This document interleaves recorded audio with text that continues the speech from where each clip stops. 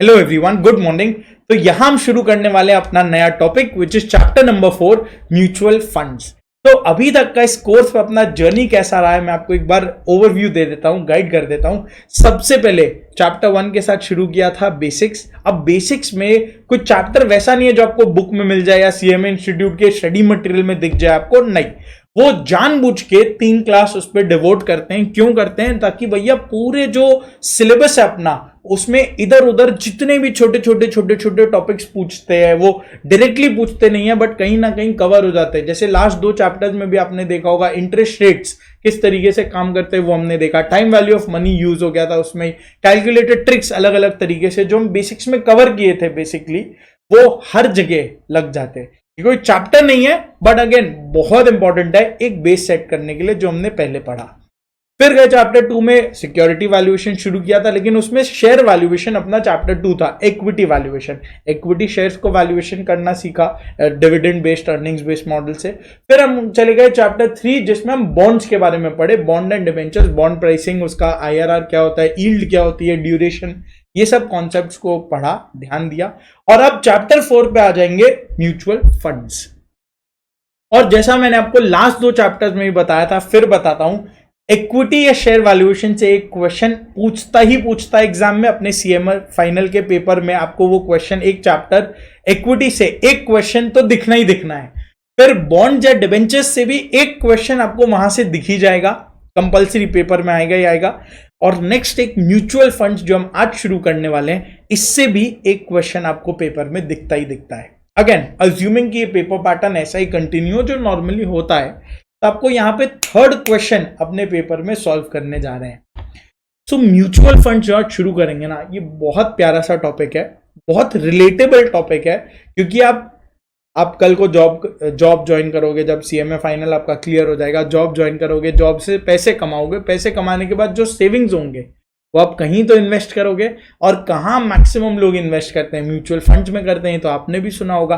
तो बस उस चैप्टर को अपने को पढ़ना है, म्यूचुअल फंड्स कैसे है, किस तरीके से बनता है, क्या क्या इसमें डिस्कशंस करने हैं, ये सब आप मेरे साथ साथ सुनते हुए चलो, पूरा क्लियर हो जाएगा। एक एक करके चलेंगे, बहुत ज्यादा बड़ा टॉपिक नहीं है। आई गेस ये अपने 4 क्लास में इसको रैप अप कर लेंगे, तो इसीलिए बहुत प्यार से सुनते हुए चलना, बहुत कुछ इसमें सीखेंगे और ये आपको एक्चुअल रियल लाइफ में भी यूज होगा। तो एकदम सुनते हुए चलना और बहुत मजा आएगा इसमें। देखो म्यूचुअल फंड क्या होता है, पहले तो उस बेसिक कॉन्सेप्ट को समझना। अगेन मैं ये कोई एग्जाम में टेस्टेड चीज नहीं है बट मैं आपको एक बार बेसिक कॉन्सेप्ट दे देता हूं ताकि आपको पता हो म्यूचुअल फंड होती क्या है। सपोज करो एक सोसाइटी है, सोसाइटी होता है ना, रेसिडेंशियल कॉम्प्लेक्स है, सोसाइटी है जिसमें आप रहते हो और आप रहते हो, मैं रहता हूं, हम सब उसी एक कॉम्प्लेक्स में रहते हैं, ऐसा अज्यूम कर लो। उसी कॉम्प्लेक्स में, जैसे तारक मेहता देखा होगा बचपन में, गोकुलधाम सोसाइटी याद है? Let's say Gokuldham society. अब ये जो अपना गोकुलधाम सोसाइटी है, इसमें सपोज करो 400 लोग रहते हैं। कितने लोग रहते हैं? 400 लोग रहते हैं, 400 फैमिली रहते हैं, 400 लोग रहते हैं, मान लो ऐसा। अब ये 400 लोग, हर एक जन, जिसमें मैं भी एक हूं, आप भी एक हो, हम सब है इसमें, करेक्ट? अब ये 400 लोग में हर एक जन कुछ ना कुछ काम कर रहा होगा, कुछ ना कुछ काम करके कुछ ना कुछ पैसे कमा रहे होंगे। कुछ लोग जॉब कर रहे होंगे, मैं पढ़ा रहा हूं, आप जॉब कर रहे हो, ऐसा भी हो सकता है। कुछ लोग होंगे जो बिजनेस रन कर रहे होंगे, जैसे जेठालाल गड़ा बिजनेस रन करता है, करेक्ट? तो ऐसे इस तरीके से बहुत सारे अलग अलग टाइप के लोग हैं, अलग अलग तरीके से पैसे कमाते हैं। अब जब वो पैसे कमाते हैं तो उनका मंथ के एंड पे कुछ सेविंग्स होता होगा, जो भी हाउस होल्ड एक्सपेंसेस है सब कुछ माइनस कर के मंथ के एंड पे सेविंग्स होता होगा। मान लेते हैं जस्ट फॉर एग्जांपल उनका सेविंग्स होता है 10,000 रुपए पर मंथ, 10,000 रुपए पर मंथ का उनका सेविंग्स हुआ। किन लोग का? हर एक जन का, 400 लोग का, करेक्ट है? अब ये भैया जो 10,000 का सेविंग्स था, ठीक है, सुनते हुए चलना, 10,000 का जो सेविंग्स था उसका आप क्या करोगे? उसको इन्वेस्ट करेंगे ना, ताकि ये 10,000 रुपया और ग्रो होता चला जाए और कल को भाई कभी कोई नीड पड़ जाए, कभी कोई बीमार पड़ जाए, कोई मेडिकल खर्चा आ जाए, कुछ भी एक सिचुएशन अराइज हो जाए, तो अपना ये जो सेविंग्स है जिसको हम अभी इन्वेस्ट कर देंगे तो ये काम आ जाएगी। अब क्वेश्चन है, इन्वेस्ट तो करना है, द क्वेश्चन इज कहां इन्वेस्ट करें और कैसे इन्वेस्ट करें। अब एक तरीका है, आप डायरेक्टली इन्वेस्ट कर दो, डायरेक्टली कहाँ इन्वेस्ट करेंगे? अलग अलग जगह है, एफडी में इन्वेस्ट कर सकते हो, स्टॉक्स खरीद सकते हो, जो हमने पढ़ा था शेयर वैल्यूएशन पढ़ा था ना, शेयर को वैल्यू करके ये डिसाइड करना था भाई ये खरीदने लायक है या नहीं है। वेट करें कि अभी इसको खरीद ले, अंडर वैल्यूड है तो खरीद लेंगे, ओवर वैल्यूड है तो बेच देंगे। तो स्टॉक्स में इन्वेस्ट कर सकते हैं, स्टॉक्स बोले तो शेयर्स, डायरेक्टली स्टॉक मार्केट में इसको बाय कर सकते हैं अलग अलग शेयर्स को, या कोई कंपनी के बॉन्ड हो या डिवेंचर हो, इनको खरीद सकते हैं। तो इसे अलग अलग तरीके से हम अलग अलग सिक्योरिटीज को खरीद सकते हैं, पैसे लगा सकते हैं। लेकिन इसमें प्रॉब्लम्स आती हैं कुछ। क्या प्रॉब्लम्स आती है मालूम है? प्रॉब्लम्स आती है भैया, टाइम किसके पास है? क्या आपके पास डेली इतना काम करने के बाद डे एंड पे आपको इतना एनर्जी बचेगा कि यार 10,000 रुपए हमें कहाँ इन्वेस्ट करने हैं ये देखे? और वो देखने के लिए आपको एक एक शेयर को एनालाइज करना पड़ेगा ढंग से कि भाई रिलायंस इंडस्ट्रीज इस समय खरीदे कि अडानी खरीदे। ऐसा ना हो कि कल को अडानी आप खरीद लिया और उसके बाद हिंडनबर्ग का रिपोर्ट आ गया, उसमें आपने खरीदा था और खरीदने के बाद 50% नीचे, इन्वेस्टमेंट 10,000 का तो 5,000 रुपए रह जाएगा। तो सबसे पहला आपको टाइम चाहिए। क्यों चाहिए भैया? एनालाइज करने के लिए, ध्यान देने के लिए कि क्या खरीदें क्या नहीं खरीदें। वरना चाय की टपरी पे चले जाना, कोई ना कोई पान वाला चाय वाला ही आपको बता देगा कि भैया ये खरीद लो बहुत चलेगा आगे। वो वाला बात हम नहीं यहाँ करने वाले, हम एसएफएम पढ़ रहे हैं, ठीक है। तो या तो हम खुद बैठ के टाइम देके एनालाइज करें क्या खरीदना है। अब टाइम चलो फिर भी निकाल लिया, जैसे पोपटलाल के बाद बहुत टाइम है, शादी शादी शादी करता रहता है। टाइम किसी तरीके से अगर निकाल भी लेते हैं तो भाई एक्सपर्ट नॉलेज, एक्सपर्टीज बोलो या नॉलेज बोलो, वो कहां से लाएं? नेक्स्ट क्वेश्चन ये है, नॉलेज कहां से लाएं कि कौन सा शेयर को एनालाइज करना है? एनालाइज करना है चलो ठीक है, कैसे एनालाइज करना है ये, इसके लिए नॉलेज और टूल्स रिसोर्सेज लगेंगे अपने को, वो कहां से लाए? एक तो भाई वो देखने का चीज है। और तीसरा जो अपना मनी है, जो सेविंग्स है 10,000 रुपए, ये कोई बहुत ज्यादा बड़ा सेविंग्स नहीं है, छोटा सेविंग्स है। छोटा सेविंग्स है तो इसमें प्रॉब्लम क्या हो जाता है? प्रॉब्लम ये हो जाता है कि अगर तुम सपोज करो तुम बोलते हो हमको एमआरएफ का एक शेयर खरीदना है। अब एमआरएफ का एक शेयर खरीदने के लिए 1,25,000, 30,000, 40,000 रुपए चाहिए। 1 लाख 1.5 लाख का, 1 लाख से 1.5 लाख के बीच में उसका शेयर प्राइस घूमता रहता है। तो वो शेयर क्या हम एक भी खरीद पाएंगे क्या? आधा शेयर तो बिकता नहीं है ना मार्केट में, एक भी खरीद पाएंगे क्या? नहीं खरीद पाएंगे। तो नहीं, यहाँ पे एक लिमिटेशन आ जाता है। तो यहाँ कई सारे ऐसे लिमिटेशन आ जाते हैं। तुम बोले यार फिर क्या करें, बैंक में एफडी करके छोड़ दे क्या? सेविंग्स अकाउंट में पड़े रहने दे, कभी तो जो रुपए रिक्वायरमेंट लगेगा उससे निकाल लेंगे।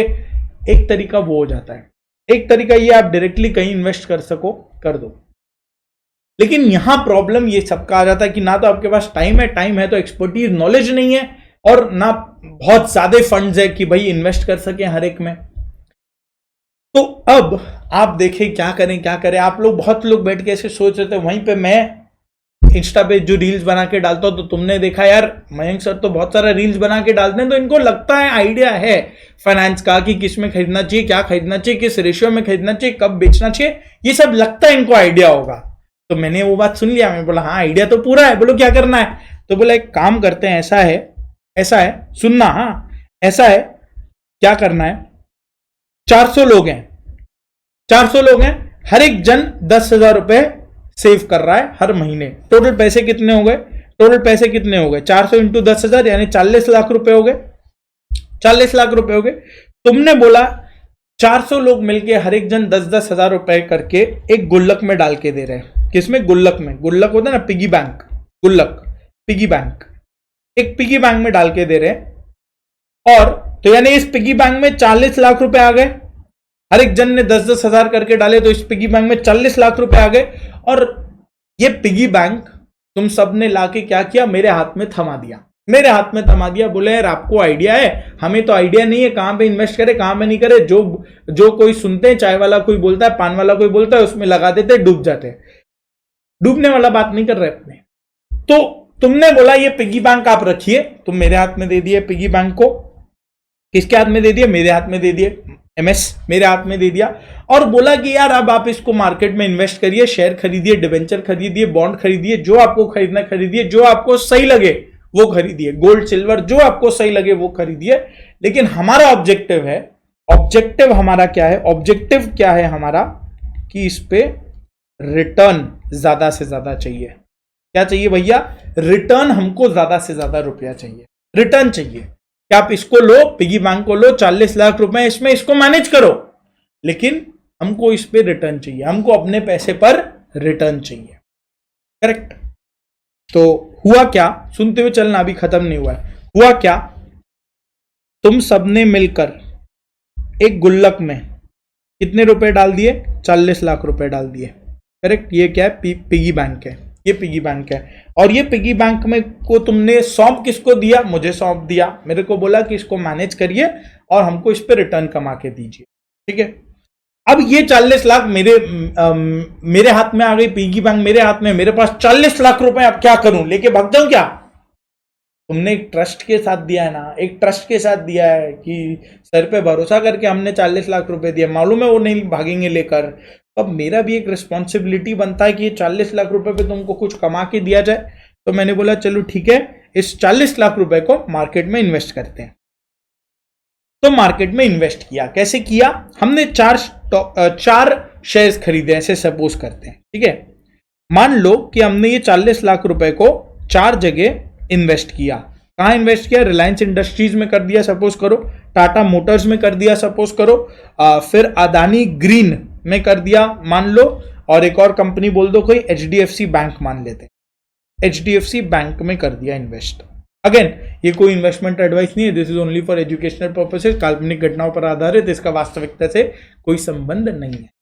तो कितना कितना इन्वेस्ट किया, 10 लाख, चारों में 10 लाख ईच इन्वेस्ट कर दिया। कोई दिक्कत है क्या, नहीं है। अब चारों में जब 10-10 लाख रुपए इन्वेस्ट कर दिया हमने, तो एक साल बाद 1 ईयर लेटर मैं चेक किया कि भाई क्या पोजीशन है, देखें इसका। तो रिलायंस इंडस्ट्रीज के लिए बोला, रिलायंस इंडस्ट्रीज 30% अप थी। कितना अप थी, 30%। रिलायंस इंडस्ट्रीज 30% अप थी। ठीक है, रिलायंस इंडस्ट्रीज 30% अप थी। टाटा मोटर्स 50% अप थी, 50% अप थी एक साल में। अदानी ग्रीन 20% डाउन थी एक साल में, -20 जहां खरीदे और 20% गिर गया, कोई रिपोर्ट आ गया था। और HDFC बैंक तुम समझ लो कोई बहुत मेजर मूव नहीं आया, मान लेते हैं कि इसमें कोई रिटर्न नहीं आया, 10 लाख जो डाला था वो 10 लाख ही रह गया, कोई इस पे बहुत बेसी रिटर्न्स नहीं आया। तो अब जो तुम सब ने इसमें पैसे डाले थे वो मेरे पास आए, और एक साल बाद मेरे पास आए और पूछा कि भाई जो 10,000 रुपए हमने आपको दिए थे, उसका एक साल बाद का पोजीशन क्या है बताओ, एक साल बाद क्या है इसका पोजीशन बताओ। तो मैं बोला ठीक है। तो मैंने कैलकुलेशन किया कि जो 40 लाख रुपए आपसे लिया था मैंने, वो 4 शेयर में डाला 10-10 लाख करके। अब हर एक शेयर में कुछ बड़ा कुछ कम हुआ, तो क्या सिनेरियो आज के दिन में एक बार देखे क्या, ये 4 शेयर में डाला था, 10 लाख रिलायंस में डाला, 10 लाख रुपए रिलायंस में डाले, रिलायंस ने 30% का रिटर्न दे दिया एक साल में। यानी रिलायंस का वैल्यू क्या हो गया, रिटर्न नहीं बोल रहा, वैल्यू क्या हो गया, 10 लाख रुपए डाले थे उस पर 30% का रिटर्न आया, यानी 3 लाख का रिटर्न आया। तो मेरा टोटल वैल्यू क्या हो गया रिलायंस का, 13 लाख रुपए। 10 लाख तो इन्वेस्टमेंट थी, 3 लाख का रिटर्न आया, तो टोटल वैल्यू 13 लाख रुपए। करेक्ट। टाटा मोटर्स में भी 10 लाख रुपए डाले थे, 50% का रिटर्न आ गया, यानी रिटर्न 10 लाख पे 50%, 5 लाख रुपए का रिटर्न आ गया, 5 लाख। अब जब 10 लाख पे 5 लाख का रिटर्न आ गया, यानी टोटल रिटर्न मेरा 15 लाख बन गया। करेक्ट। अडानी ग्रीन में 10 लाख रुपए इन्वेस्ट किए, 20% नीचे चला गया वो एक साल बाद, एक साल के अंदर 20% नीचे चला गया। तो यानी ये 10 लाख एक साल बाद कितना बन गया, 10 लाख में 20% का फॉल आ गया, तो यानी 10 लाख -20%, यानी ये 8 लाख बन गए अपने। 80% वैल्यू बचा ना, 20% का फॉल आ गया, 8 लाख रुपए बचे इसमें, 10 लाख डाले थे। और HDFC बैंक में जो 10 लाख डाले थे उसमें कोई चेंजेस नहीं आई, तो यानी HDFC 10 का 10 ही रह गया। तो यानी क्या मैं ये बोल सकता हूं, तो जो टोटल हमने 40 लाख रुपए डाले थे, टोटल जो हमने 40 लाख रुपए डाले थे, उसका आज के दिन का एक साल बाद वैल्यू क्या हो गया, 13 lakh plus 15 lakh plus 8 lakh plus 10 lakh, तो कितना हो जाएगा ये ये हो जाएगा लगभग नहीं, एग्जैक्टली 46 लैक्स, 46 लैक्स। तो क्या मैं तुमको ये बोल दूंगा कि यार जो 40 लाख तुमने मुझे दिए थे, जो 40 लाख तुमने मुझे दिए थे, इसका मैंने 46 लैक्स कर दिया? क्या मैं ये बोलूं तुमको आके? तो इसमें मेरे लिए क्या था फिर? अगर मैं तुमको बोलूं 40 लाख से 46 लैक्स कर दिया मैंने, 46 लैक्स बना दिया तुम्हारे 40 लाख को, तो इसमें मेरे लिए क्या था? मैंने जो इतना रिसर्च करके इतने सारे शेयर में से ये 4 शेयर कोई चुना, हाँ माना एक तो गलत निकल गया इसमें, लेकिन ओवरऑल तो आपको पैसा बनाना, ओवरऑल 40 लाख का 46 लाख रुपीज हुआ ना, तो इसमें जो मेरा एक्सपर्टीज लगा, मेरा टाइम लगा, इसमें मेरे लिए भी कुछ होना चाहिए ना, मेरा भी इसमें कुछ शेयर होना चाहिए, हाँ या ना? तो बोला हाँ बात तो सही है, ऐसे मत सेंटी मत होइए, बात सही है। तो बोला 40 लाख में से 46 लाख में से फीस जाएगा, ज्यादा लालची नहीं हूं मैं 1 लाख का ही फीस ले लूंगा। बोले 1 लाख का ही फीस ले लो, ज्यादा लालच नहीं अपने को। तो 1 लाख रुपया फीस लिया, और मैंने ऑब्वियसली कंप्यूटर वगैरह खरीदा था, ऑफिस को रेंट पे लिया था, लोगों को लगा के रखे थे, वो मेरे को रिसर्च वगैरह में हेल्प कर रहे थे, तो कुछ एक्सपेंसेस भी लगा होगा मेरा। ये 40 लाख को इन्वेस्ट करने के पीछे ब्रोकरेज वगैरह कई सारे एक्सपेंसेस लगे होंगे। बोला 1 लाख का और एक्सपेंसेस भी लगा, चलो ओके बहुत बढ़िया। तो 46 लैक्स जो मेरा टोटल वैल्यू था ईयर के एंड पे, तो मैंने तुमको बोला 46 लाख ईयर के एंड पे वैल्यू है, जिसमें मेरा फीस 1 लाख रुपया, एक्सपेंसेस लगे 1 लाख रुपया। तो तुम सर फोड़ लोगे ना दीवार पे जाके, तुम बोलोगे भाई सीधा सीधा बताओ ना कमाई कितना हुआ, हमारा 10,000 रुपया कितना बना, हमको इतना बता दो। Correct correct. तो मैंने तुमको बोला ओके फाइन। तब मैंने क्या किया, 46 लाख 1 साल बाद के वैल्यू हो गई, 1 साल बाद 46 लाख का वैल्यू था, जिसमें 1 लाख रुपया मेरा फीस है, 1 लाख रुपया एक्सपेंसेस है। यानी नेट इसको अगर माइनस कर दे, 44 लाख रुपीज तुम्हारा बचा है, तुम्हारा 44 लाख रुपीज बचा है, क्योंकि मैंने इसमें से 1 लाख रुपया अपना फीस निकाल लिया, 1 लाख रुपया जो खर्चा लगा था वो निकाल लिया। तो 44 लाख तुम्हारा बचा है पूरा का पूरा, इसमें मेरा फीस माइनस हो गया। तो अब ये 44 लाख मैं तुमको दे सकता हूं, मैं तुमको दे सकता हूं 44 लाख। हाँ, तो इस पर रिटर्न कितना आया आज तो 40 लाख तुमने मुझे दिया ना, ये 1 साल बाद कितना बना, 44 लाख बना। तो रिटर्न कितना है, 40 का 44 हुआ, यानी 4 लाख रुपया का 4 लाख रुपया कमाया हमने। कितने पे 4 लाख कमाया, 40 लाख पे कमाया। तो 10% का रिटर्न आया, 10% का रिटर्न आया ना। म्यूचुअल फंड ने सॉरी ये मैंने तुमको 10% कमा के दे दिया मार्केट में से, हाँ या ना? तुमको 10% कमा के दिया ना मार्केट में से, तुमको जाके बोला कि यार देखो तुम्हारे 10,000 रुपए पे मैंने 10% कमा के दे दिया, 10% कमा के दे दिया। ये जो पूरा प्रोसेस था ना, ये जो पिगी बैंक है, ये पिगी बैंक को हमने बोला म्यूचुअल फंड। ये पूरा स्टोरी एक बार बता दिया ना, अब ये तुम्हारे दिमाग में एकदम सेट हो जाएगा। देखो पहले क्या था, सब लोग को एक सोसाइटी है जिसमें बहुत सारे 400 लोग हैं, हर एक जन पैसा कमा रहा है, पैसा कमा के कुछ सेविंग्स होगा वो इन्वेस्ट करेगा। अब इन्वेस्ट करने के लिए उसको एक्सपर्ट नॉलेज चाहिए, टाइम चाहिए, पैसा भी चाहिए, जो बहुत ज्यादा नहीं होता लोगों के पास। तो वो लोग क्या करते हैं, वो सब मिल जाते हैं आसपास, अपने सारे लोग मिलके एक फंड खोलते हैं, पिगी बैंक बनाते हैं। वो पिगी बैंक में रुपया डाल दिया, पिगी बैंक मेरे को सौंप दिया, I am the fund manager. कौन हूं मैं हूं फंड मैनेजर। मेरे को ये फंड सौंप दिया, ठीक है, 40 लाख रुपए तुमने मुझे दे दिए, मेरे हवाले कर दिए, और मुझे बोला कि रिटर्न कमा के दो इस पे। फिर मैं ये 40 लाख रुपए बैंक अकाउंट में तो रख के रिटर्न नहीं कमाऊंगा ना, मैंने इसको अलग अलग जगह इन्वेस्ट करा, अलग अलग जगह इन्वेस्ट करा। अब कुछ अच्छे इन्वेस्टमेंट्स निकल गए, कुछ बहुत ज्यादा रिटर्न नहीं दिए, टोटल नेट मिला जुला के 46 लाख इसका वैल्यू हो गया था। अब इस 46 लाख में कुछ मेरा भी मेहनत का पैसा होना चाहिए, तो मैंने अपना फीस को माइनस किया 1 लाख रुपए, और बहुत खर्चा लगा है इस पूरे प्रोसेस के पीछे में, तो 1 लाख रुपए एक्सपेंसेस माइनस कर लिए, तो नेट में कितना बचा फिर 44 लाख बचे। अब 40 लाख का 1 साल में 44 लाख बन गया, तो यानी नेट रिटर्न कितना कमाया हमने, 10% का रिटर्न कमाया। जो पिगी बैंक है ना इस पूरे प्रोसेस में, ये पिगी बैंक जो 400 लोग मिलके 10-10 हजार रुपया कंट्रीब्यूट करके बनाए हैं, इस पिगी बैंक को हम म्यूचुअल फंड बोलते हैं। इस पिगी बैंक को म्यूचुअल फंड बोलते हैं। और इस म्यूचुअल फंड, अब ये फंड का एक मैनेजर है, ये फंड ने एक मैनेजर असाइन कर रखा है। मेरा रिस्पॉन्सिबिलिटी है ये 40 लाख रुपए को अच्छी जगह अच्छी तरीके से इन्वेस्ट करूं। क्यों, इसमें मेरा क्या रखा है यार, मैं क्यों अच्छे से इन्वेस्ट करूं, इतना माथा बच्ची क्यों करूं, मेरा फीस है। अगर मैं रिटर्न जनरेट करूंगा तो ही मुझे फीस मिलेगा, अदरवाइज फीस नहीं मिलेगा, मुझे कम फीस मिलेगी। तो मेरा ये रिस्पॉन्सिबिलिटी है कि आपके पैसे को ज्यादा से ज्यादा ग्रो करके दिया जाए। अब आप भी आराम से अपना काम कर सकते हो। जेठालाल अपने गड़ा इलेक्ट्रॉनिक्स को संभाल सकता है, आप अपने जॉब पे जा सकते हो, किसी को प्रैक्टिस करना है, सब जन अपना अपना काम कर सकते हैं। और यहां मैं भी अपना काम शांति से करूंगा। 40 लाख मुझे मिले, बोला गया इसको मैनेज करना है, तो 40 लाख को इतनी अच्छी तरीके से मैनेज करके देंगे कि बेस्ट पॉसिबल रिटर्न जनरेट करके देंगे। हाँ या ना, करेक्ट है ना। तो इस चीज को, ये पूरे प्रोसेस को हम म्यूचुअल फंड बोलते हैं। जो 40 लाख का ये पूल बना था, 400 लोग मिलके जो पूल बनाए थे, उसको हम म्यूचुअल फंड बोलते हैं। तो रियलिटी में क्या होता है फिर, रियलिटी में अब इसको थोड़ा सा हिस्ट्री में जाते हैं, तुमको हिस्ट्री में लेके जाते हैं।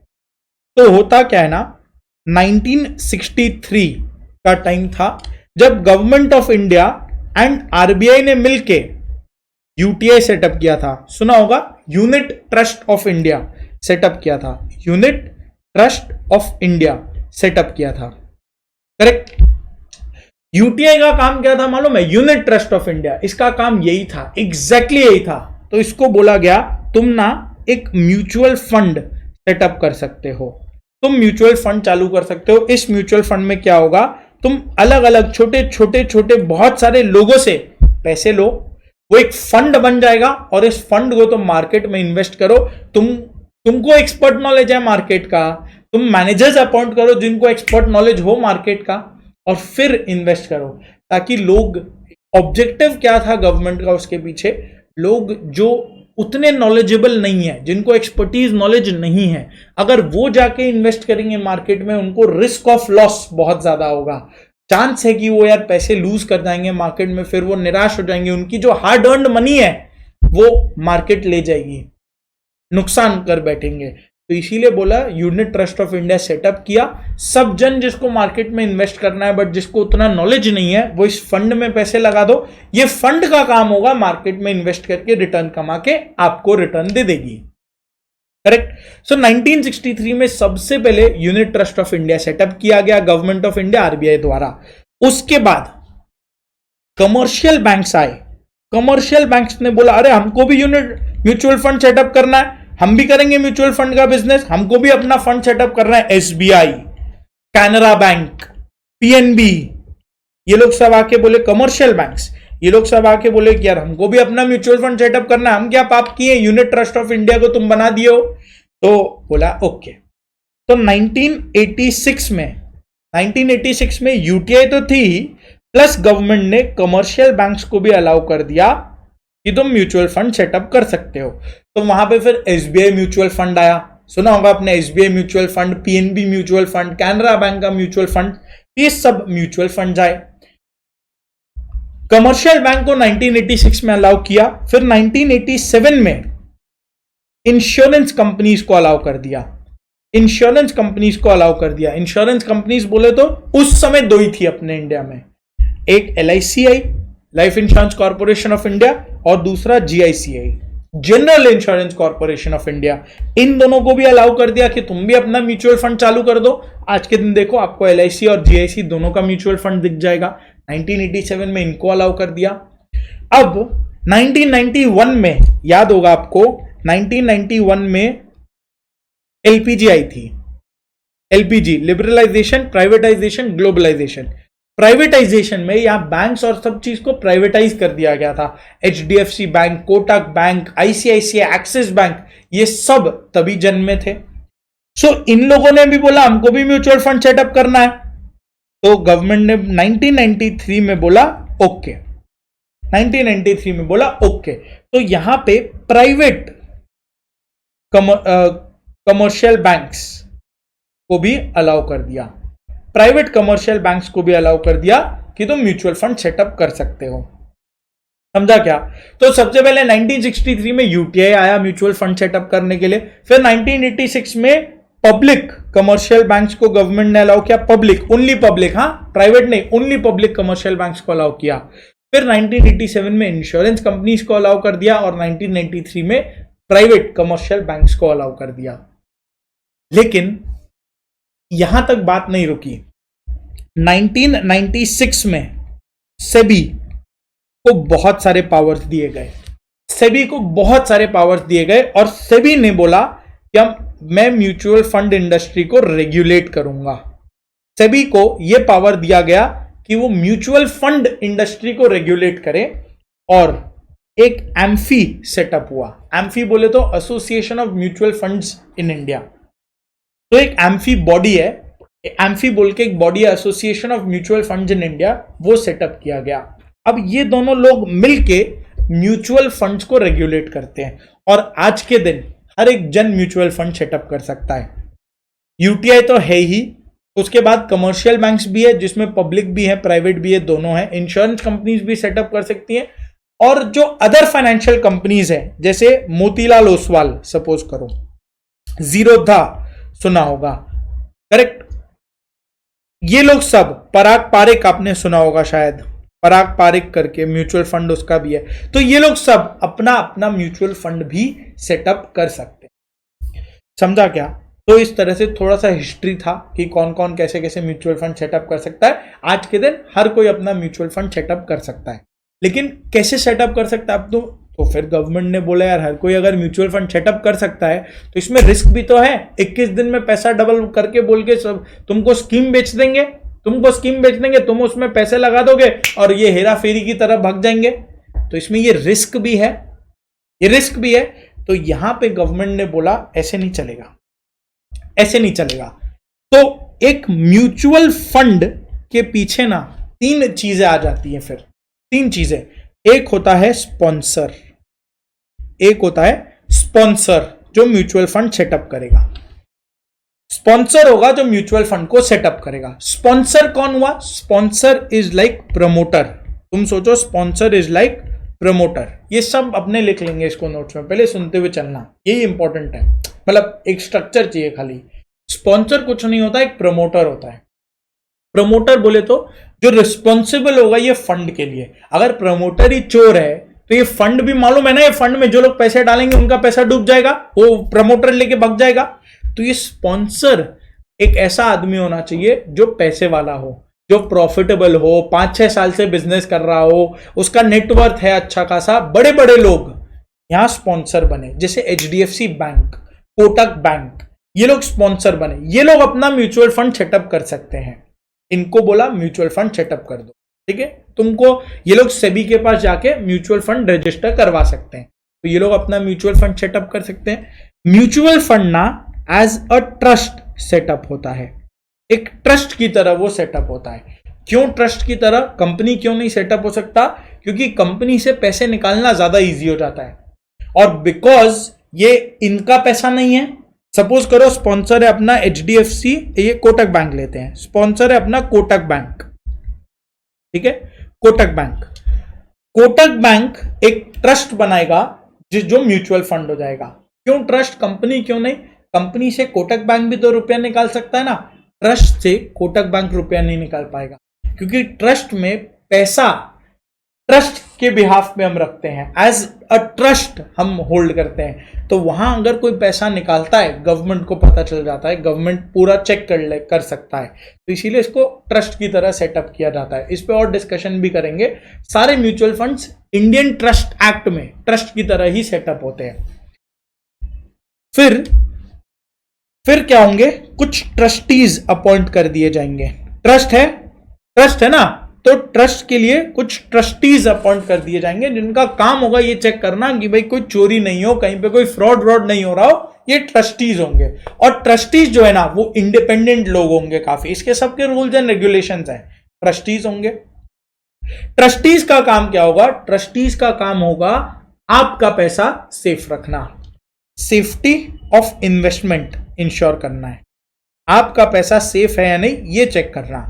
यहां पे तो लोगों के फंड्स हैं, अब लोगों ने ट्रस्ट पे ही तो पैसा डाला है ना, ये ट्रस्ट होता है। पैसा आप किसी को दे रहे हो तो वो बहुत बड़ा ट्रस्ट फैक्टर होता है कि भाई ये पैसा लेके भाग ना जाए, तो ये ट्रस्ट पे आपने पैसा डाला, पैसा लगाया कि भैया अपने को रिटर्न इस पे आ जाएगा, तो we'll get a good amount of return on this money. इस ट्रस्ट पे आप पैसा देते हो, करेक्ट। यानी ट्रस्टीज का काम ये होता है कि जिस ट्रस्ट पे लोगों ने पैसा लगाया है, म्यूचुअल फंड में इन्वेस्ट किया है, तो वो ट्रस्ट को हम बरकरार रखें, वो ट्रस्ट टूटने ना दे। ये ट्रस्टीज का काम होता है, सेफ्टी ऑफ इन्वेस्टमेंट, उसको सेफ रखना है, फ्रॉड नहीं होने देना है। ये नहीं होना चाहिए कि ये पैसा कहां चला गया मालूम नहीं, किसी को कोई आइडिया नहीं है, फेक एक्सपेंसेस दिखाए जा रहे हैं, खर्चा ज्यादा हो गया है, लेकिन लोगों के पैसों का अकाउंटेबिलिटी नहीं है, तो ये ट्रस्टीज का काम वो होगा। समझ में आया? अब सभी ने बोला एक और चीज चाहिए हमको, कहां इन्वेस्ट कर रहा है ये कौन देखेगा? बोले ट्रस्टीज है ना सबका काम अलग अलग है। तुम सोचो, स्पॉन्सर का काम होता है खाली म्यूचुअल फंड को सेटअप कर देना, जैसे कोटक बैंक आया और म्यूचुअल फंड सेटअप कर दिया, ठीक है। कोटक बैंक आया और म्यूचुअल फंड सेटअप कर दिया, किस नाम से? कोटक म्यूचुअल फंड बोल के। आपने देखा होगा कोटक म्यूचुअल फंड जैसे चलेंगे। अब कोटक बैंक का इस म्यूचुअल फंड से कोई लेना देना नहीं है, वो बस सेटअप किया, बैकिंग है उसकी, कोटक का नाम है खाली। कोटक बैंक ने ट्रस्टीज अपॉइंट करे होंगे और ये ट्रस्टीज का काम है म्यूचुअल फंड का सारा ये डे टू डे काम नहीं बोलेंगे, सॉरी, म्यूचुअल फंड का ये इंश्योर करना कि इसके पैसे सेफ हैं, इसके पैसे का अकाउंटेबिलिटी को चेक करना ट्रस्टीज का काम है। जैसे कंपनी में डायरेक्टर्स होते हैं वैसे ट्रस्ट के ट्रस्टीज होते हैं, तो ये ट्रस्ट है तो इसके लिए ट्रस्टीज हुए, करेक्ट। अब भैया ये जो म्यूचुअल फंड है, ये म्यूचुअल फंड डेली मार्केट में इन्वेस्टमेंट्स करेंगी, ये मार्केट में इन्वेस्टमेंट्स करेंगी। कहां है मार्केट में, कौन से एसेट में कितना इन्वेस्ट करना है, कहां इन्वेस्ट करना है, किस तरीके से इन्वेस्ट करना है, ये सब इन्वेस्टमेंट रिलेटेड जो भी काम है ना, उसके लिए एक और बॉडी सेटअप होती है विच इज AMC, जिसको हम बोलते हैं एसेट मैनेजमेंट कंपनी, ठीक है। ये तो एक म्यूचुअल फंड को के लिए 3 लोग जरूरी होते हैं। कौन? एक स्पॉन्सर क्या हुआ? जो सेटअप करेगा म्यूचुअल फंड को, स्पॉन्सर रजिस्टर कराएगा। स्पॉन्सर रजिस्टर नहीं कराता तो म्यूचुअल फंड चालू नहीं हो सकता। सेबी के पास जाएगा, रजिस्टर कराएगा। जैसे कोटक गया सेबी के पास, बोला हमको कोटक म्यूचुअल फंड चालू करना है, ओके, सेबी चेक करेगी कि प्रॉफिटेबल है, पैसा वैसा है ना, तब वो सेटअप करने दे देगी। फिर कोटक क्या करेगा? ट्रस्टीज अपॉइंट कर देगा म्यूचुअल फंड के लिए। ट्रस्टीज का काम क्या होगा? Protection of investor interest, safety of investors, safety of investment check करना कि कोई पैसा लेके ना भाग जाए, वो इंश्योर करना, इंटेग्रिटी को इंश्योर करना। लेकिन डे टू डे काम, जो डे टू डे काम है ना, वो AMC का होगा, एसेट मैनेजमेंट कंपनी। नाम में जाओ ना, ये जो एसेट है म्यूचुअल फंड के, जो एसेट्स है 40 लाख रुपए, ये जो एसेट्स है 40 लाख रुपए जो आपने मुझे दिए थे, ये 40 लाख रुपए AMC को 40 लाख रुपए मिल गए, म्यूचुअल फंड के पास 40 लाख रुपए। अब AMC का काम होगा कि ये 40 लाख रुपए किधर कैसे कैसे इन्वेस्ट करना है वो चेक करें। तो जो डे टू डे काम है ना, day to day working, day to day operation, day to day, वो काम AMC का होगा। उसको मैनेज करना है AMC को कि कौन सा पैसा किधर इन्वेस्ट करे, कब बेचे, कब खरीदे, ये सब कुछ AMC मैनेज करेगी, करेक्ट।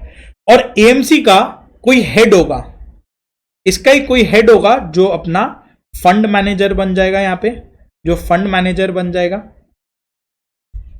जैसे तुमने इंटर लेवल पर भी पढ़ाई किया होगा, कंपनी जो सेटअप करते हैं, ठीक है, इसको इस तरीके से समझना।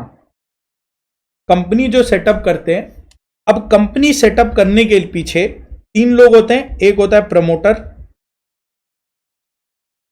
प्रमोटर, दूसरा होता है इसके डायरेक्टर्स,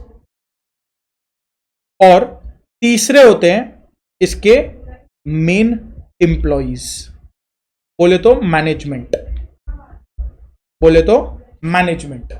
तो सेम चीज म्यूचुअल फंड में क्या है, अगर तुम कंपनी को म्यूचुअल फंड बोलते हो, वो ट्रस्ट की तरह रजिस्टर होगा इंडियन ट्रस्ट एक्ट में। प्रमोटर इसका बन जाएगा स्पॉन्सर, जो म्यूचुअल फंड को सेटअप करता है, रजिस्टर करवाता है। डायरेक्टर्स इसके बन जाएंगे ट्रस्टीज। ट्रस्टीज अपॉइंट होते हैं यहां पर, जो इंश्योर करेंगे कि भाई कंपनी सही से काम कर रहा है, म्यूचुअल फंड के पैसे तो प्रोटेक्टेड है ना, किसी का कुछ नुकसान नहीं होना चाहिए इसमें। और जो डे टू डे काम है वो मैनेजमेंट का होता है, मैनेजमेंट का, तो वहां पे आ जाएंगे AM। समझा क्या? पॉइंट क्लियर हुआ क्या? पक्का ना? अब थोड़ा और इसको रिलेट करते हैं आगे चल के, फिर मैं आपको एक पूरा चार्ट इधर बनवा दूंगा। अब इस म्यूचुअल फंड में कौन लोग पैसा डाल रहे हैं? जो 400 लोग थे, अपने जो 400 लोग थे वो लोग पैसा डाल रहे थे। कितना पैसा डाले थे? 10,000 रुपए पर मंथ करके डाले थे। ये जो 400 लोग है ना, ये 400 लोग को हम बोलते हैं यूनिट होल्डर। क्यों बोलते हैं यूनिट होल्डर? अभी मैं तुमको बता दूंगा यूनिट होल्डर बोलते हैं, क्यों बोलते हैं, अब ये समझना यूनिट होल्डर क्या हुआ है, व्हाट इज यूनिट होल्डर। तो एक बार वापस पीछे आ जाओ, मैं तुमको यहां से फिर रिलेट कराता हूं। तो 400 लोग ने मिलके फंड में 10,000 रुपए पर मंथ डाले, यानी 40 लाख का पूरा कलेक्शन आ गया फंड में। पिगी बैंक में 40 लाख रुपए आ गए। अब वो 40 लाख मेरे को बोला गया कि भैया मैनेज कर दो हमारे लिए, हमको उतना आइडिया नहीं है। तो मैंने बोला चलो ठीक है मैनेज करते हैं। इस पे 40 लाख को 46 लाख बनाया, 2 लाख रुपए एक्सपेंसेस और फीस माइनस करे तो 44 लाख आ गया।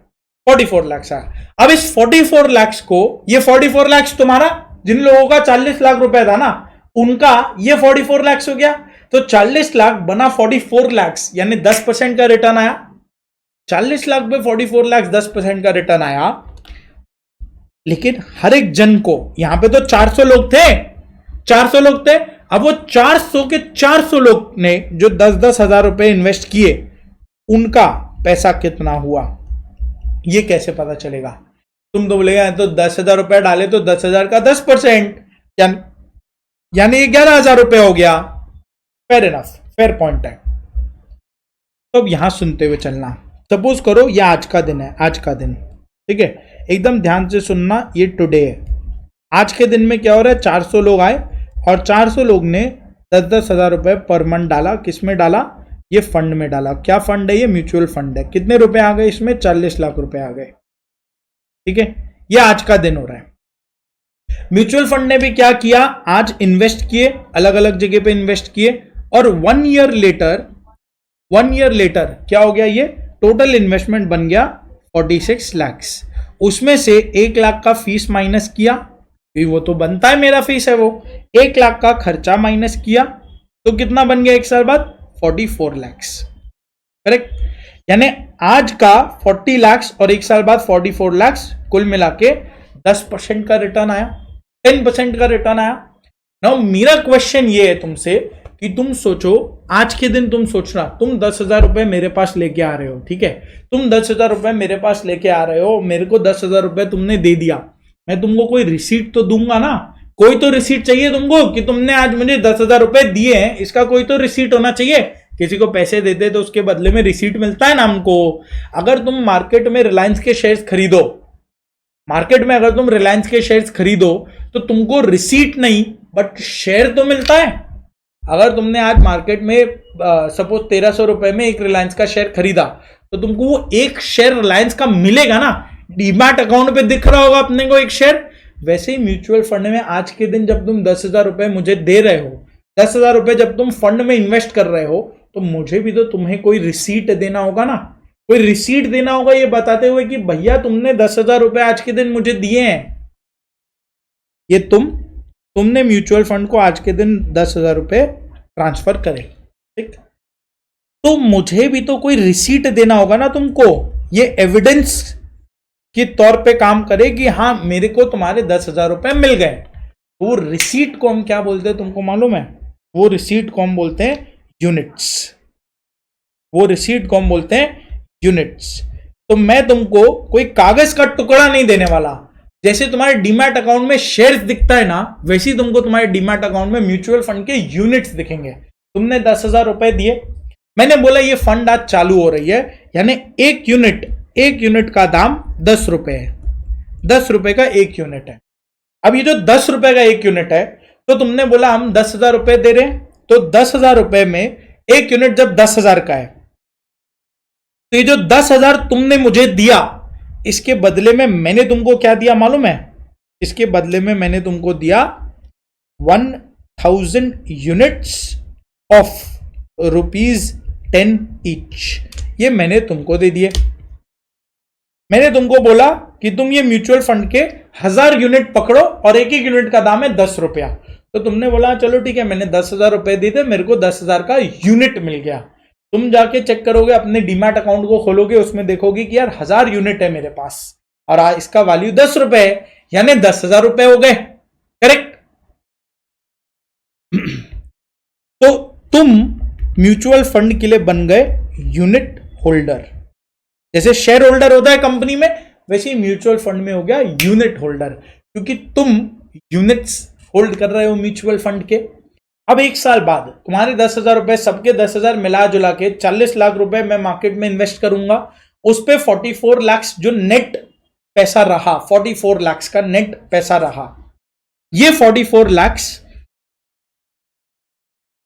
ऐसे करते हैं इसको। तो 10,000 रुपए तुमने मुझे दिए, मैंने तुमको बदले में क्या दिया? 1000 यूनिट दे दिया, 10 रुपया एक यूनिट का दाम था। करेक्ट? तो अगर म्यूचुअल फंड के पास आज के दिन पैसा कितना है? 40 लाख रुपए है आज के दिन। अब ये 40 लाख रुपए में यूनिट्स कितना, एक बार बता सकता है? जैसे शेयर कैपिटल होता है ना, total share capital, total mutual fund का कैपिटल कितना है? टोटल कैपिटल कितना है? टोटल कैपिटल है 40 लाख। अब जब टोटल कैपिटल 40 लाख है, तो इसका यूनिट्स में अगर बोलें, क्या इसको इस तरीके से बोल सकते हैं?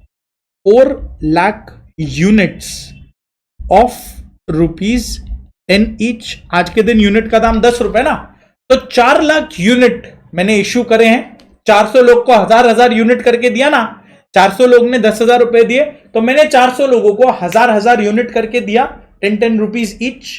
यानी मेरे पास क्या है? 4 लाख यूनिट 10 रुपए ईच मैंने इश्यू करे, जिसके बदले में मेरे को 40 लाख रुपए मिले हैं। करेक्ट है? यानी अगर मैं तुमको बोलूं मेरा बैलेंस शीट बनाओ आज के दिन, म्यूचुअल फंड का बैलेंस शीट क्या होगा? एक कैपिटल आ जाएगा यहां पे। क्या कैपिटल है? 4 lakh unit into 10 rupees each, तो 40 लाख का कैपिटल बना।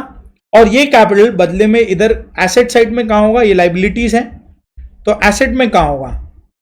वो बैंक में पड़ा होगा। बैंक में ना 40 लाख तुमने तो बैंक में भेजा 40 लाख रुपए।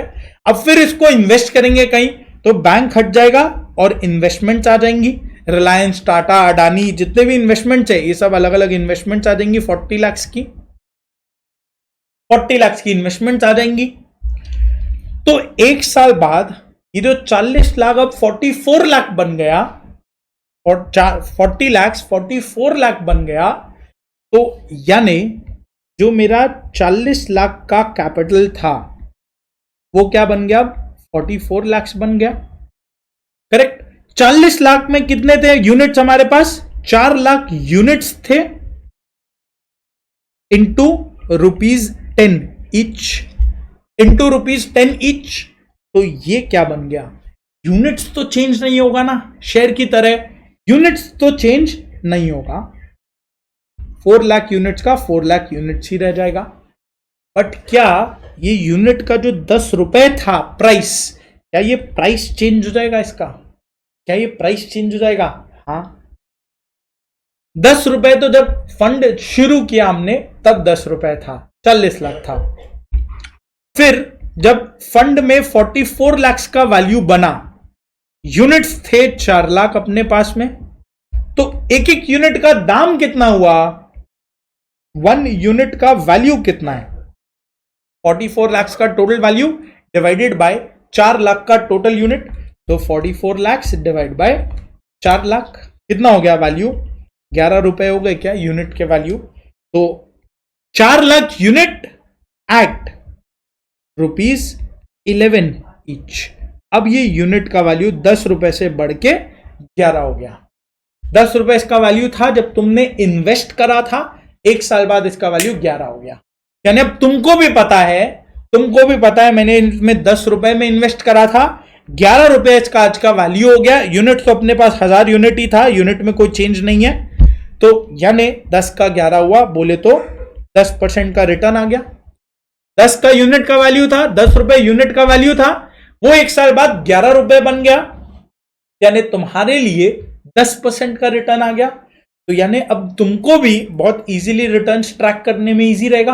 1 साल बाद फिर मान लो अगर ये 11 के बजाय 15 रुपया हो गया यूनिट का वैल्यू, तुम्हारे यूनिट का वैल्यू, तो तुमको भी पता है कि चलो 11, ये 1 साल में तो हमने 10% रिटर्न कमाए, अब 11 का 1 साल बाद 15 हो गया, यानी हमने कितना कमाया, 15 माइनस 11, 4 रुपया कमाया हमने, 11 पे 4 रुपया कमाया, तो 4 डिवाइड बाई 11 यानी कितने का रिटर्न आया, 36% का रिटर्न आ गया लगभग। तुमको भी इससे आइडेंटिफाई होने लग जाएगा। 10 रुपया मेरे यूनिट का पहले दाम था, फिर 1 साल बाद 11 हुआ, फिर 1 साल बाद 15 हुआ, फिर वो एक और साल बाद 16-17 हो सकता है, कोई साल बाद जैसे अभी मार्केट गिर रहा है हो सकता है वो कम हो जाए, 17 से 16 आ जाए, 15 आ जाए, ऐसे करके यूनिट का प्राइस चेंज होता रहेगा। तो जो यूनिट का प्राइस है ना, यूनिट का प्राइस, इसको हम बोलते हैं NAV, इसको हम बोलते हैं नेट एसेट वैल्यू, इसको हम बोलते हैं नेट एसेट वैल्यू, क्योंकि ये कैलकुलेट होता है नेट एसेट्स के बेसिस पे। जैसे अगर मैं तुमको ये 11 रुपया कैलकुलेट करना बताऊं, 11 रुपया हमने कैसे कैलकुलेट करा था, पहले म्यूचुअल फंड का बैलेंस शीट बता दो, बैलेंस शीट बना दो म्यूचुअल फंड का। तो म्यूचुअल फंड का कैपिटल कितना था, 4 लाख यूनिट आया था, 10 रुपए के हिसाब से आए थे, तो 40 लाख का म्यूचुअल फंड का कैपिटल था। कोई दिक्कत है क्या? फिर म्यूचुअल फंड ने बहुत जगह इन्वेस्टमेंट्स करे थे, और ये हम 1 साल बाद का बैलेंस शीट बना रहे, 1 ईयर लेटर, हाँ 1 year later balance sheet. Investments करे थे हमने, अब इन्वेस्टमेंट्स का टोटल वैल्यू क्या हो गया, 46 लाख हुआ। एक्चुअली 46 लाख था हमारे इन्वेस्टमेंट्स का वैल्यू। ऊपर में आ जाओ, इधर देखो, 46 लाख से हमारे इन्वेस्टमेंट्स का वैल्यू, 46 लाख हमारे इन्वेस्टमेंट्स का वैल्यू हुआ। फिर अब इसमें से 2 लाइबिलिटीज बन गई, क्या, फीस, मान लो ये पे नहीं हुआ, आउटस्टैंडिंग है, पे नहीं हुआ अभी तक, यानी ये अक्रूड लाइबिलिटी हो गया। 1 लाख रुपए का मैनेजर का फीस बाकी है, पे करना बाकी है, और कुछ एक्सपेंसेस हैं जो भी आउटस्टैंडिंग है, अभी तक पे नहीं हुए लेकिन पे करना है हमको, यानी तुम्हारा अपना लाइबिलिटी हो गया 1 लाख का, करेक्ट। समका क्या, तो यानी टोटल 1 साल पहले अपने पास 40 लाख का कैपिटल था जो बैंक में आया था, वो इन्वेस्ट करा हमने। इन्वेस्टमेंट कितने का हो गया आज के दिन, 46 लाख इसका मार्केट वैल्यू है, कॉस्ट नहीं है इसका, कॉस्ट तो 40 लाख था ना, इसका मार्केट वैल्यू है 46 लाख, मार्केट वैल्यू है 46 लाख, करेक्ट। फिर इसमें से 2 खर्चे माइनस किए हमने, 2 खर्चे हमारे फंड आउट फीस है जो आउटस्टैंडिंग है, और कुछ एक्सपेंसेस है जो अभी तक पे नहीं करा है, वो भी आउटस्टैंडिंग है 1 लाख रुपए। तो यानी इसका प्रॉफिट कितना होना चाहिए, क्या तुम ये निकाल सकते हो, 46 लाख, 2 लाख का खर्चा माइनस किया, 42 लाख 44 लाख बचा, 4 लाख 40 लाख का तो कैपिटल ही था, तो बचा हुआ 4 लाख मेरा प्रॉफिट होना चाहिए, 4 लाख प्रॉफिट होना चाहिए जो कैपिटल में ऐड हो जाएगा। इस तरह से बैलेंस शीट बनता है। अब यही फॉर्मेट में मैं अगर तुमको बोलूं NAV कैलकुलेट करो, कैलकुलेशन ऑफ NAV, अगर मैं तुमको ये बोलूं, क्या तुम निकाल सकते हो? तो सबसे पहले हम क्या करेंगे, इसमें देखो NAV कैलकुलेशन मतलब एक यूनिट का दाम कितना आज के दिन, 10 रुपए तो जब हम लिए थे तब था, 1 साल बाद का दाम पूछ रहे हैं। तो NAV में क्या होगा, मार्केट वैल्यू पहले ऐड किया, 46 लाख का मार्केट वैल्यू है, करेक्ट। फिर माइनस किया हमने कुछ एक्सपेंसेस, फीस माइनस किया, 1 लाख रुपए का फीस माइनस किया, 1 लाख रुपए का एक्सपेंसेस माइनस किया, करेक्ट। तो कितने बच गए, 44 लाख बच गए, 44 लाख बच गए। तो 44 लाख क्या हम इसको बोल सकते हैं अपना नेट एसेट्स है, ये नेट एसेट्स है, मतलब एसेट्स माइनस लाइबिलिटी, क्या हम इसको बोल सकते हैं ये हमारा नेट एसेट्स है 44 लाख, हाँ नेट एसेट्स है 44 लाख। अब हम करेंगे divide by number of units, कितना यूनिट था अपने पास में, 4 लाख यूनिट था ना, तो 4 लाख से इसको डिवाइड कर दो, तो ये हो गया अब अपना नेट एसेट वैल्यू, इसको हम बोलते हैं NAV, पर यूनिट मेरा वैल्यू कितना है। 44 लाख था, 44 लाख था, डिवाइड बाय 4 लाख यूनिट है, तो इन्हें पर यूनिट वैल्यू क्या आ गया, पर यूनिट वैल्यू हो गए 11 रुपए, पर यूनिट वैल्यू हो गए 11 रुपए। आई होप बेसिक कॉन्सेप्ट यहां तक आपको क्लियर रहा होगा। थोड़ा सा अब मेरे साथ नोट्स लेने में आ जाओ। चलो अब नोट्स लेते हैं। जो अभी हमने डिस्कशन किया, यही अपना कॉन्सेप्ट आपको समझ में आ गया होगा। पहले फर्स्ट कुछ टाइम मैं आपको पूरा एक बैकग्राउंड दे देता हूं ताकि आपको कॉन्सेप्ट सेट हो जाए। अब नोट्स लिखेंगे तो आपको पूरा क्लैरिटी रहेगा और लर्न होता चला जाएगा। आ जाओ इधर। यहां पे आप लिखो नोट्स फॉर म्यूचुअल फंड। सबसे पहले म्यूचुअल फंड होता क्या है? A mutual fund is a trust formed for, ये वर्ड लिखना ठीक है, मोबिलाइजेशन ऑफ स्मॉल सेविंग्स। ये वर्ड को मार्क करना, मोबिलाइजेशन ऑफ स्मॉल सेविंग्स। मतलब इसका ऑब्जेक्टिव क्या होता है? इसका ऑब्जेक्टिव बड़े लोगों के लिए नहीं होता, इसका ऑब्जेक्टिव होता है छोटे छोटे लोग जो 10,000, 12,000, 20,000 रुपए हर महीने बचा रहे हैं, उनका सेविंग्स को मोबिलाइज कर सके, उनके सेविंग्स को हम इकट्ठा करके मार्केट में इन्वेस्ट करके रिटर्न कमा के उनको रिटर्न पास कर सके। तो mutual fund is a trust formed for mobilisation of small savings and it is registered with SEBI. It is registered with SEBI. ठीक है, यहां पे एक ऐसे दे दो, working of mutual fund, working of mutual fund. ठीक है, तो सबसे पहले एक स्पॉन्सर होता है। स्पॉन्सर क्या करेगा? म्यूचुअल फंड को सेटअप करेगा। ये स्पॉन्सर का काम होगा म्यूचुअल फंड को सेटअप करना। स्पॉन्सर को रेड से मार्क कर दो क्योंकि ये वर्ड्स है ना। स्पॉन्सर के ब्रैकेट में तुम लिख सकते हो प्रमोटर, जिससे समझ में आए। इसका काम होगा म्यूचुअल फंड को सेटअप कराना and register with SEBI. Mutual fund को सेबी के साथ रजिस्टर कराती है, करेक्ट। उसके बाद इस म्यूचुअल फंड के लिए ट्रस्टीज होते हैं और एसेट मैनेजमेंट कंपनी होती है, AMC जिसको हम बोलते हैं। ट्रस्टीज का काम क्या होता है? ट्रस्टीज का काम होता है इंश्योर करना कि कुछ गड़बड़ नहीं हो। इसमें लिखो प्रोटेक्टिंग इंटरेस्ट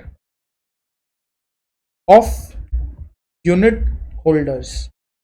यूनिट होल्डर्स के साथ कुछ गलत नहीं हो, उनका पैसा कहीं इधर उधर नहीं हो, तो इनका ये ट्रस्टीज का काम होता है इंश्योर करना। और एसेट मैनेजमेंट कंपनी का काम क्या होता है? ऑपरेशन, ऐसे लिख लो, डे टू डे ऑपरेशन।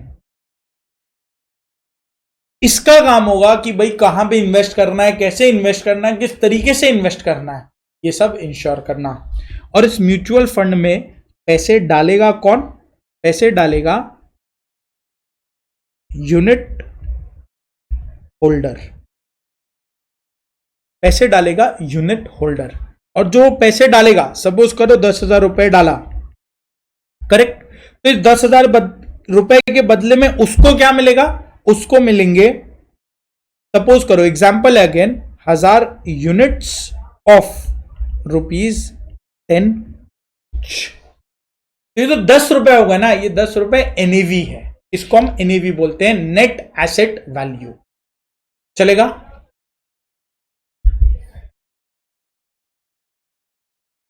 यहां तक चलेगा? कॉपी कर लो इसको आराम से।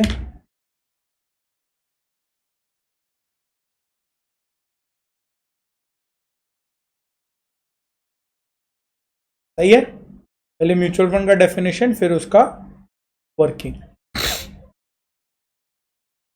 ठीक है, फिर यहां पे आ जाओ, calculation of NAV. Again mutual fund में बहुत सारे टाइप ऑफ फंड्स और बहुत कुछ होते हैं। टाइप ऑफ फंड में open ended, close ended, equity fund, debt fund, hybrid fund, ये सब मैं आपको एनएवी के बाद कराऊंगा। थोड़ा सा थ्योरेटिकल चीज हो जाता है, तो मैं थोड़ा सेकंड हाफ में उसको कराऊंगा जिससे आपको बेटर क्लैरिटी रहे। पहले एनएवी समझना जरूरी है। म्यूचुअल फंड में पूरा कहानी एनएवी का ही होता है, तो इसलिए सबसे इंपॉर्टेंट ये एनएवी है। और एनएवी अभी अपने को 2 क्लास आराम से पढ़ने का है कम से कम। अभी तो बस शुरू किया एनएवी, बहुत कॉम्प्लेक्स सम सब कुछ एनएवी पर ही होते हैं। Calculation of NAV, NAV per unit ऐसे लिख दो, पर यूनिट का एनएवी हमको निकालना है। तो सबसे पहले हम क्या करेंगे, सबसे पहले हम लेंगे मार्केट वैल्यू ऑफ इन्वेस्टमेंट। याद रखना मार्केट वैल्यू लेते हैं, क्योंकि म्यूचुअल फंड है, NAV is always at market value, वो कभी बुक वैल्यू पर नहीं होता। मार्केट वैल्यू ऑफ इन्वेस्टमेंट्स अपने को लेना है। मार्केट वैल्यू ऑफ इन्वेस्टमेंट्स लिया। अब इसमें अगर कुछ अक्रूड इनकम है, अक्रूड इनकम बोले तो वो पैसे जो हमने कमाए हैं, पीएल में चला गया है बट अभी तक वो हमें मिले नहीं है, रिसीव नहीं हुआ है। फॉर एग्जाम्पल, जस्ट एक एग्जाम्पल अगर मैं आपको दूं, डिविडेंड कंपनी तो डिक्लेयर कर देती है। अब जैसे म्यूचुअल फंड ने भी रिलायंस, जैसे हमने रिलायंस में और टाटा मोटर्स सब में इन्वेस्ट कर रखा था, अब इन सब ने डिविडेंड डिक्लेयर करा होगा। वो डिविडेंड डिक्लेयर तो हो गया, अभी तक मिला नहीं है ना, तो डिविडेंड को हमने अक्रूड इनकम में मारा, तो वो भी हमारा ऐड हो जाएगा, क्योंकि वो भी एसेट बन गया ना हमारा, तो ऐड हो जाएगा। प्लस अगर जरूरी नहीं है ना कि सारा पैसा इन्वेस्टेड ही रहे, हो सकता है कुछ कैश बैलेंस हो जो अभी हमने इन्वेस्ट नहीं करा हो, वेट कर रहा हूं मार्केट गिरने का, तो वो कैश बैलेंस भी हमारा एसेट हो गया। ये आ गया अपना टोटल एसेट्स। इसमें से हम एक्सपेंसेस वगैरह सबको माइनस कर देंगे। कुछ अगर एक्सपेंसेस होंगे, आउटस्टैंडिंग एक्सपेंसेस होंगे, या कुछ अक्रूड लाइबिलिटीज होंगे। आउटस्टैंडिंग एक्सपेंसेस जो हमने अभी तक पे नहीं करा है, एक्सपेंसेस था, पे हो जाना चाहिए था बट अभी तक पे नहीं करा। अगर ऑलरेडी पेड है, सोचो अगर ऑलरेडी पेड है तो वो यहां नहीं आएगा, क्योंकि यहीं से वो माइनस हो चुका ना। कैश बैलेंस में अगर आपने ऑलरेडी एक्सपेंसेस को दे दिया तो कैश बैलेंस तो कम हो गया। अगर कैश बैलेंस मेरा 10 करोड़ का था, जिसमें से आपने 1 करोड़ का एक्सपेंस ऑलरेडी दे दिया, ये 9 करोड़ का ही बचा ना, 10 करोड़ नहीं बचा, तो एक्सपेंस ऑलरेडी माइनस हो चुका है। करेक्ट है, ये हम सम्स के थ्रू देखते हुए चलेंगे, बस फॉर्मेट तुम खाली नोट कर लो। तो यहां खाली आउटस्टैंडिंग एक्सपेंसेस आएगा, नीचे नोट भी लिख देंगे अपने, डोंट वरी। अक्रूड लाइबिलिटीज को माइनस का, अक्रूड लाइबिलिटी माने again outstanding expenses, accrued liability एक ही बात है, वैसे तो बस लिखा दिया साथ में। वो सारे एक्सपेंसेस और लाइबिलिटीज जो पे हो जाना चाहिए था बट नहीं हुआ, जैसे फीस, एक्सपेंसेस वगैरह वगैरह, तो ये सब को माइनस कर देंगे तो हमको क्या मिल जाएगा, नेट एसेट्स आ जाएंगे। फिर हम इसमें डिवाइड करेंगे total number of units, total number of units, तो ये हमको मिल जाएगा NAV पर यूनिट, ये हमको मिल जाएगा NAV पर यूनिट। ये देखो, ये पूरा अपना कैलकुलेशन है। ठीक है, वो नोट मैं बाद में आपको लिखा दूंगा। कैश बैलेंस में अगर एक्सपेंसेस पेड है तो माइनस हो जाना चाहिए था वगैरह वगैरह, वो सब अपने देखते हुए चलेंगे। फिलहाल 1-2 क्वेश्चन कर रहा हूं मेरे साथ साथ, आओ इधर देखो। पहले ये देख लो, वन सिंपल सा क्वेश्चन है, देखना। Calculate NAV of excellent fund from the following data. Size of the fund बोल रहे 300 करोड़, यानी 300 करोड़ है पिगी बैंक जिसमें 300 करोड़ रुपए डिपॉजिट किए आप सबने मिलके, यूनिट होल्डर्स ने 300 करोड़ रुपए डाले हैं। कितना यूनिट है ये नहीं दिया है, कुछ भी नहीं दिया है, बोला 300 करोड़ रुपए डाले हैं। ओके, फेस वैल्यू 10 रुपया पर यूनिट, बोल दिया फेस वैल्यू 10 रुपए पर यूनिट। यानी तुम सोचो कि ये एक पिगी बैंक है जिसमें 300 करोड़ है, ठीक है। अब कुछ तो इसमें यूनिट्स होगा और हर एक यूनिट का प्राइस होगा जिसको हम एनएवी बोलते हैं, हाँ या ना। ये दोनों देना चाहिए था। एनएवी बोला 10 रुपया पर यूनिट, यूनिट्स के लिए कुछ नहीं बोला। निकाल सकते हैं क्या? 300 करोड़ टोटल रुपया मेरे को मिला है जिसमें पर यूनिट का दाम 10 रुपए है, यानी टोटल कितने यूनिट्स इशू किए गए होंगे? 30 करोड़ यूनिट्स हमने सबको दिया होगा 10 रुपए पर यूनिट करके, यानी 300 करोड़ रुपए फंड में आए हुए हैं, हाँ या ना। 300 करोड़ रुपए फंड में आए।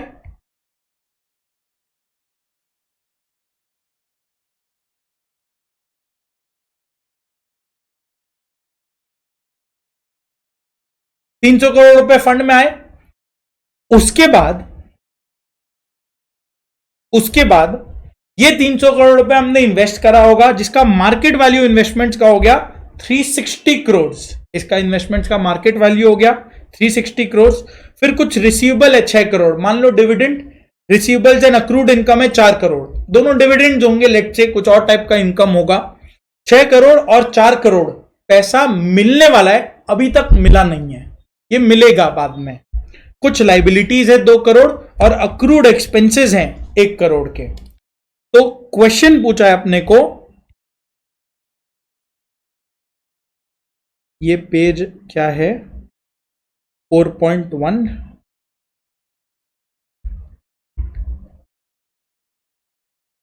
क्वेश्चन 1। तो पूछा है कैलकुलेट एनएवी। आ जाओ, सिंपल सबसे पहले बोलो मार्केट वैल्यू ऑफ इन्वेस्टमेंट्स क्या है, कितना इन्वेस्टमेंट था। अपने को चाहिए नेट एसेट्स, तो तुम इसमें से नेट एसेट्स निकालो ना। सबसे पहले टोटल इन्वेस्टमेंट का मार्केट वैल्यू क्या है? 360 करोड़, ठीक है, 360 करोड़। अब इसमें कोई और एसेट्स है क्या अपने पास? कैश है क्या? कुछ कैश तो नहीं है, लेकिन रिसीवेबल है 6 करोड़ रुपए आना है जो अभी तक आया नहीं है। 4 करोड़ रुपए अभी अक्रूड इनकम है, आने वाला है, अभी तक आया नहीं है। 6 करोड़ और 4 करोड़, करेक्ट। तो इसमें हम लिख सकते हैं क्या? Receivables and accrued income. Receivables कितना है? 6 करोड़। अक्रूड इनकम कितना है? 4 करोड़। टोटल हो गया इसका 370 करोड़। ये मेरे एसेट्स हो गए, अब उसमें से लाइबिलिटी है 2 करोड़ रुपए और अक्रूड एक्सपेंसेस है 1 करोड़ रुपए। तो लाइबिलिटी 2 करोड़ और अक्रूड एक्सपेंसेस 1 करोड़। ये माइनस किया, माइनस करना इसको, तो यह रहेगा नेट में हमारे पास एसेट्स कितने हैं? नेट एसेट्स कितने हैं? 367 करोड़ का नेट एसेट्स है हमारे पास। 367 करोड़ का नेट एसेट है, 367 करोड़ का नेट एसेट्स है। इससे अपने को डिवाइड करना था number of units. Number of units कितना है? हमने निकाला था ना 30 करोड़। कैसे निकाला था 30 करोड़? 300 करोड़ रुपए फंड था, टोटल फंड का वैल्यू 300 करोड़ था और उस समय पर यूनिट का वैल्यू 10 रुपए था। यानी number of units 30 crore units अपना निकला। तो डिवाइड कर देंगे हम 30 करोड़ यूनिट से, तो अपने को मिल जाएगा एनएवी पर यूनिट।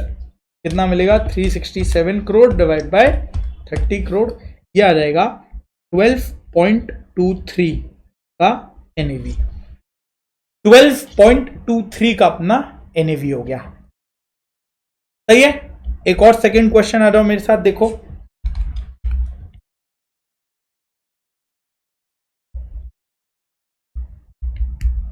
इसमें क्या बोल रहा है देखना। Cinderella mutual fund has the following assets in scheme Rudolph. कोई स्कीम है जिसमें ये सारे एसेट्स हैं। 4 कंपनी में इन्वेस्ट करा है, ठीक है। 31 मार्च का ही डेटा है। तो हमने 4 कंपनी, फंड ने 4 कंपनी में इन्वेस्ट करा है। क्या कंपनी, छोड़ो ना, क्या है, 4 कंपनी में इन्वेस्ट करा है। हर एक का नंबर ऑफ शेयर्स कितना है, हर एक का मार्केट प्राइस क्या है। मार्केट प्राइस से, बुक वैल्यू से मतलब नहीं होता, मार्केट प्राइस क्या है वो अपने को दे दिया। फिर बोला total number of units 10 lakh unit है। टोटल में 10 लाख यूनिट है अपने पास। अक्रूड एक्सपेंसेस हैं 2.5 लाख रुपए के और अदर लाइबिलिटीज कुछ हैं 2 लाख रुपए के। Calculate NAV per unit. Calculate NAV per unit. NAV के लिए क्या चाहिए अपने को? सबसे पहले जितने भी एसेट्स है वो देख लो। एसेट्स क्या है? ये सारा अलग अलग इन्वेस्टमेंट्स है, ये सारा जितना अलग अलग इन्वेस्टमेंट्स है ये अपना एसेट्स है। एसेट्स का मार्केट वैल्यू लेते हैं तो हर एक का मार्केट वैल्यू ले लो। इधर देखो, कैलकुलेशन ऑफ एनएवी, तो हर एक का हम मार्केट वैल्यू ले लेंगे। कैसा आएगा मार्केट वैल्यू देखना है जरा। 25,000 share Nairobi limited, 25,000 share into 20 रुपए, कितना मार्केट वैल्यू आ जाएगा इसका? 25,000 शेयर इंटू 20 रुपए, यानी 5 लाख का इसका मार्केट वैल्यू हो गया टोटल। फिर डाकर लिमिटेड 35,000 शेयर इंटू 300 रुपए, 35,000 शेयर है, एक एक शेयर का दाम और शेयर मार्केट प्राइस दिया ना, इंटू 300 रुपए, कितने हो गए?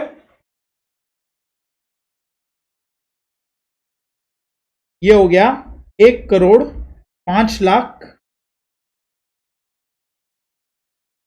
हाँ 1,05,00,000, ठीक है। तो ऊपर 5 लाख, फिर 1,05,00,000। फिर सेनेगल लिमिटेड 29,000 शेयर थे जिसका मार्केट प्राइस 380 रुपया है पर शेयर, तो टोटल में कितना हो गया? 29,000 इंटू 380 इसका वैल्यू हो गया, तो टोटल में ये हो गया 1,10,20,000 रुपए, 1,10,20,000 रुपीज, ठीक है। और लास्ट में काइरो लिमिटेड 40,000 शेयर है, हर एक शेयर का दाम 500 रुपए, यानी ये हो गए 2 करोड़ रुपए हो जाएगा ना, ये हो गए 2 करोड़ रुपए, 2 करोड़ इसका वैल्यू हो गया। यानी टोटल मेरे एसेट्स कितने हैं, टोटल मेरा इन्वेस्टमेंट्स का मार्केट वैल्यू क्या हो गया, ये सबको ऐड कर दो, यानी 5 लाख प्लस 1,05,00,000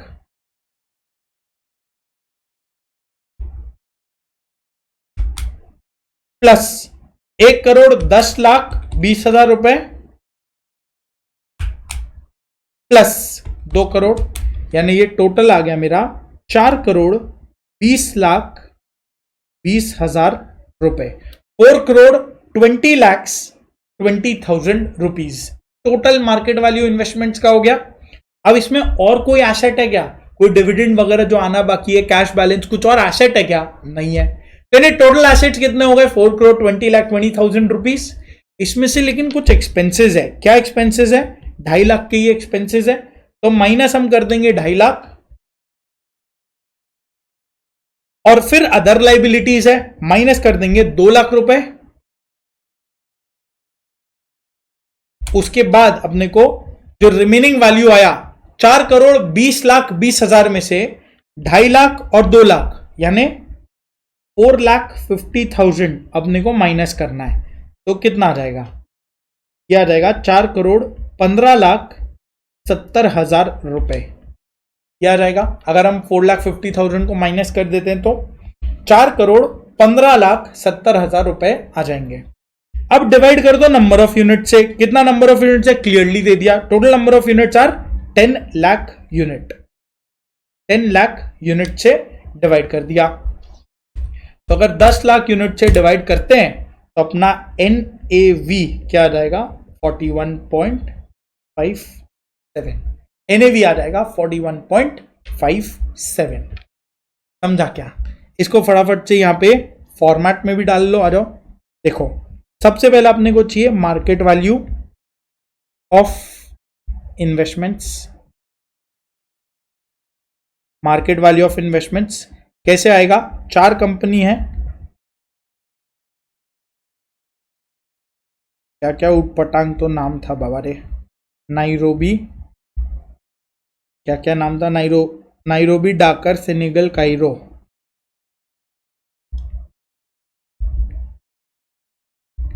लिख दिया। नंबर ऑफ शेयर्स कितने थे, मार्केट प्राइस क्या था, इसका वैल्यू क्या है? 25, 35,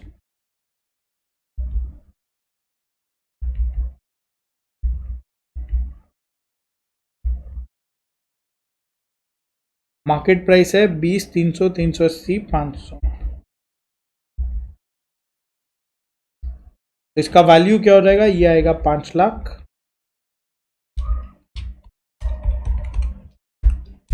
फिर ये आ जाएगा 1,05,00,000, फिर आ जाएगा 29,000 इंटू 380, यह आ जाएगा 1,10,20,000 रुपये, और उसके बाद 40,000 इंटू 500, यह आ जाएंगे 2 करोड़। तो इसका टोटल वैल्यू क्या हो गया अपना 4,20,20,000। चलेगा। और कोई एसेट है नहीं अपना, तो अपने इसमें माइनस कर देंगे, ये रहा accrued expenses and other liabilities. Accrued expenses कितने का है 2,50,000 का है, और अदर लाइबिलिटीज कितने का है 2 लाख का है। माइनस कर देंगे इससे,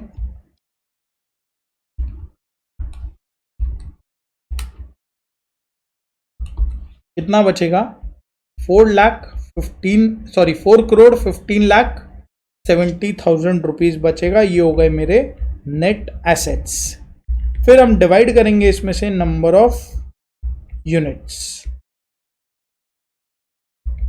कितना है नंबर ऑफ यूनिट्स, बोला 10 लाख। तो 10 लाख यूनिट को डिवाइड कर देते हैं। देयरफॉर तो 4,15,70,000 डिवाइडेड बाय 10 लाख कितना आ जाएगा 41.57। ये हो गए मेरे NAV पर यूनिट। चमका के यहां तक ये हो गया अपना ये क्वेश्चन नंबर 2। सो 2 क्वेश्चन, जस्ट एक बेसिक NAV का कैलकुलेशन हमने देखा, समझा, सीखा इसको। अभी तो बस ये चैप्टर शुरू हुआ है, अभी इस पे बहुत डिटेल्ड डिस्कशन होंगे, इसमें कॉम्प्लेक्सिटीज बढ़ेंगी, इतने सारे सम्स हमको करने हैं। देखो एक एक चीज को ऐड ऑन करते करते ये सारा सम्स हम करेंगे और एक एक चीज को समझते हुए चलेंगे। आज के लिए यहीं पे रोकते हैं, नेक्स्ट क्लास यहां से इसको कंटिन्यू करके मैं आपको लेके चलूंगा।